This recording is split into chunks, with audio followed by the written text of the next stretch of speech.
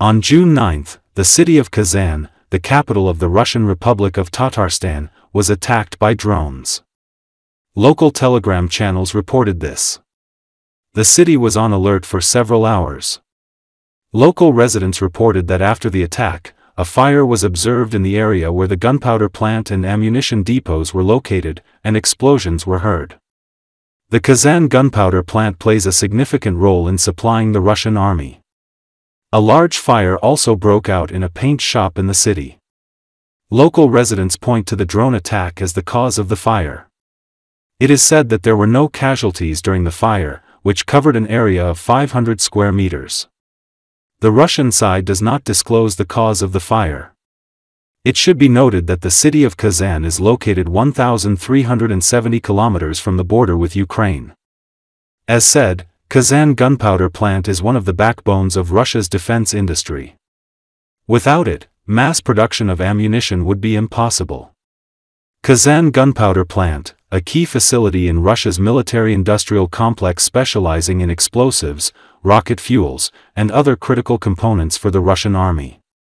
The plant supplies ammunition and materials needed to produce various types of missiles, including Kalibr and Iskander missiles.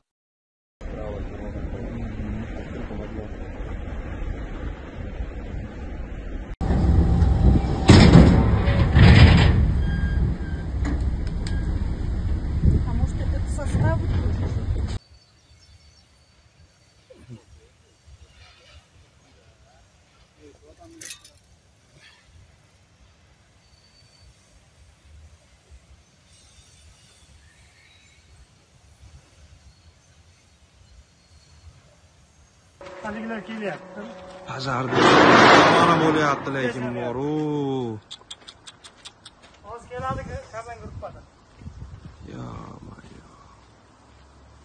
Офигеть. Что-то горит, и по звукам как будто даже что-то взрывается. Вот, очень сильный дым валит.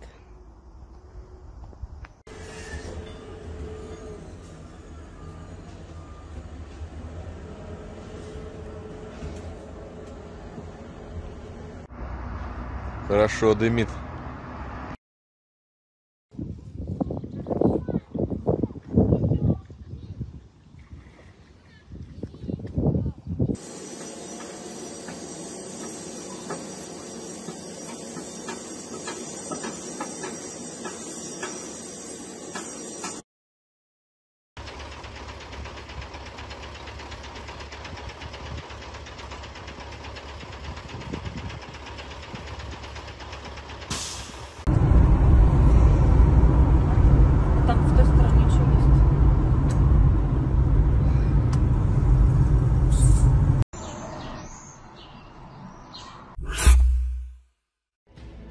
Drone operators of the Vmadyar division of the Ukrainian armed forces have prevented the attack of the occupying Russian army with tanks and infantry fighting vehicles equipped with anti-drone devices.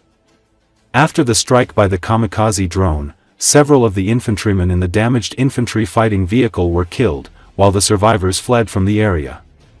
Later, the drones targeted the tank and launched a series of strikes. As a result, both vehicles exploded and were disabled, and a large part of the servicemen in the vehicles were killed. As can be seen from the footage taken from the drone, armored fighting vehicles destroyed during previous attacks by the occupying Russian army also remain in the area.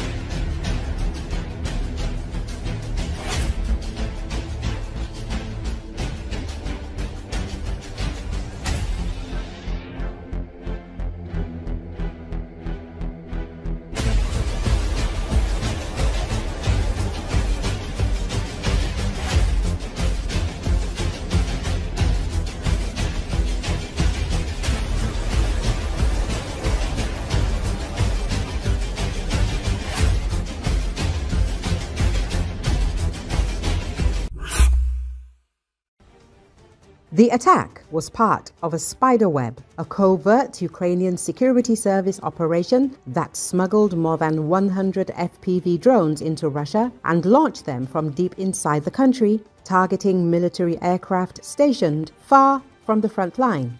It marked the first time in the war that drones had struck Siberia.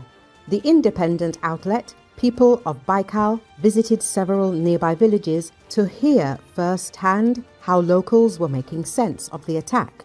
Andrei Kachenko lives on the edge of Novomaltinsk in a neighborhood the locals call Shamotka. There's just one street here, Matrosova, he says. From the window of Andrei's second-floor apartment, you can see both the Belaya air base and the aircraft that were targeted in the attack. Every one of the drones flew over Matrosova Street toward the airfield. Andrei believes the drones came from two directions, not only from the truck parked on the highway as confirmed by official reports, but also from the direction of the Belaya River. He says that residents of nearby 5-story apartment buildings ran for the bomb shelters. The head of Novomaltinsk, Tatiana Markova, announced a curfew in the local Telegram channel, forbidding residents from going outside. Immediately after the strike, locals and then the police blocked off the road from Novomaltinsk to the neighboring village of Badai. People in the village say that 9 military aircraft were destroyed in the drone strike on the Belaya base. Andrei says he heard from a neighbor who works there. According to that same neighbor, 4 of the planes had been fully fueled and loaded with munitions, scheduled to fly to the Special Military Operations Zone, in other words, to Ukraine. We're right at the epicenter here, just across the field from the airbase. I'm still shaking, says local resident of the village of Badai, Lyudmila Zuyeva. Lyudmila says many Badai residents grabbed their documents and jumped in their cars, trying to flee the village. Whether anyone made it out, she doesn't know. Local men, including her son, blocked the road between Badai and Novomaltinsk almost immediately. Until 2011, the village of Sredny was a closed military town.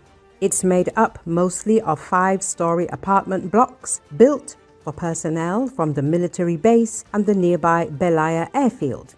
Many of the apartments now stand abandoned, their broken windows gaping open.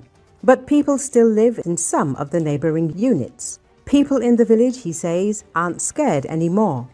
They go about their lives, shop for groceries, and don't even talk about the incident.